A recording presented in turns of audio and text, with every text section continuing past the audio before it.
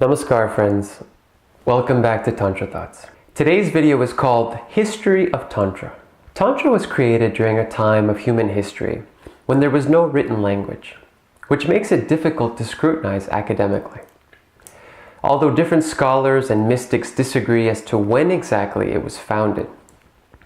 Some will say that Tantra became a spiritual institution 7,000 years ago, predating or contemporary to the Egyptian and Mesopotamian civilizations. Although meditation, asanas, pranayama, kundalini, and other practices existed before Tantra, Tantra eventually systematized these practices and became the spiritual tradition of the indigenous peoples of India, in particular the Dravidian people. Because we don't have academic records that can be traced back to this period in history, much of what was passed down orally. That's actually very appropriate though when it comes to Tantra, because Tantra has a strong guru-disciple component in which the guru teaches practices to the disciple orally, in the form of sacred initiations. And these initiations or teachings, even today, are usually kept secret in order to conserve their sanctity. So rather than understood academically, these days, you can only really experience Tantra, not intellectualize it so much. You cannot know Tantra, you have to practice Tantra and recognize it as intuitional knowledge. One more thing I want to say about that. The Ajnana chakra, known as the third eye chakra, has two petals, and each petal contains a different mental propensity known as vrittis. So one vritti is called para, another vritti is called apara. Para means spiritual knowledge, apara means mundane knowledge. So knowledge of Tantra is a perfect example of para, spiritual knowledge. But the wisdom is in practicing it. So there's plenty of fascinating historical information regarding Tantra. Around the same time that Tantra was formed by Shiva, who I'll talk about later, the Aryans migrated, or some say conquered, India from northern Europe, bringing with them the Vedic religion. And they became acquainted naturally with Tantra and started incorporating tantric practices into their religion.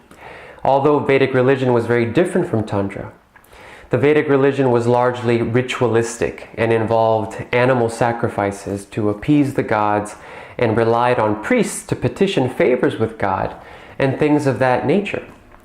Much like the Roman Catholic Church, only an elite class of people could read the Bible. So the Aryans introduced the caste system, which would then be passed down to Hinduism, and also only allowed the Brahmin class to be priests and to have authority to recite the Vedic shlokas, etc. So Tantra is quite the opposite of that.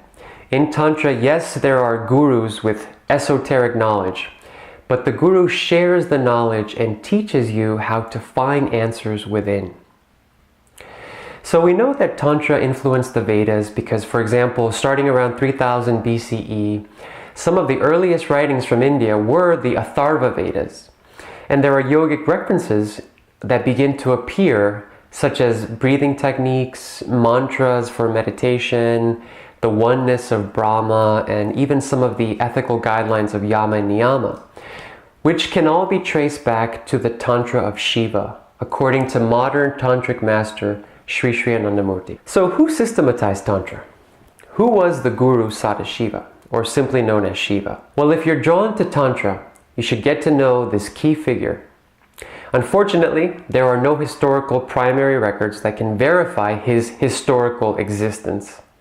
Obviously, because Shiva lived in ancient times when there was no written language. But for Shaivite Tantrikas, he is considered to be the father of Tantra.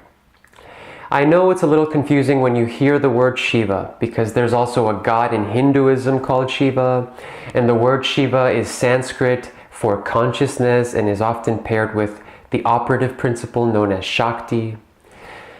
Now, I've been meaning to make a video on the life of the historical Shiva and his contribution to not only Tantra, but also human civilization. However, we will definitely be going into detail on who Shiva was in my upcoming webinar series, Discovering the Roots of Tantra, where one of the webinars will be history and overview of Tantra. So this particular webinar on Tantric history will be taught by my co-teacher Dada Ranjitananda. And he will be going deeper into how Tantra influenced Hinduism and the Vedas. The webinar will elaborate on Hindu Tantra, Jain Tantra, Buddhist Tantra. We'll be talking about Tantra's influence on Buddhism and even Judaism and Christianity. As I touched upon earlier, Tantra is not a religion, though it has influenced many religions. In fact, any spiritual practice where the goal is to become one with God can be considered tantric. Watch my video, The Goal of Tantra, to learn more about that. Now, another highlight of this webinar on Tantric history that I'm very excited to share with you is Krishna's contribution to Tantra. After Shiva died, over several centuries, Tantric practices were lost because they were never written down. But then 3,500 years after Shiva, emerged another Mahaguru, and that was Krishna. He revitalized these practices and contributed new ones. If you love Tantra as much as I do, you'll love learning about its history, learning about the Indo-Aryan civilization, the first Tantrikas, the Tantric lineages that have come after, and the key gurus that developed Tantra. It's all very exciting. I hope you find it exciting as much as I do. So register for my webinar today. Visit my website tantrathoughts.com to get the registration link. The webinar series starts January 15th, 2018 at 7 p.m. It's going to include the goal of Tantra. Another webinar will be history of Tantra, the Tantric theory of creation, Tantric meditation, and a bonus video that I get asked a lot about why Tantra is associated with sex. So we'll be talking about Shiva's 5 M's, which that sort of stems from. So I want to leave you with one last important message. Think about all the knowledge you've ever learned. Think back to your K through 12 education, college, graduate school, postgraduate school, what have you. Why do people put so much time and effort on apara, mundane knowledge? Well, probably because in our capitalistic society, that's what yields the biggest material security. But what about para, spiritual knowledge? The knowledge that will help you attain spiritual liberation. Wouldn't you say that's worth looking into also? Well, I invite you once again to this exciting webinar series full of empowering para spiritual knowledge that will help you attain the goal of Tantra. Thank you so much for watching, liking and subscribing to my channel. Go to my website to register for the webinar and to learn about other events and retreats that I have coming up. Also follow me on Facebook, Twitter, and Instagram for more Tantra thoughts. Thank you again. Namaskar.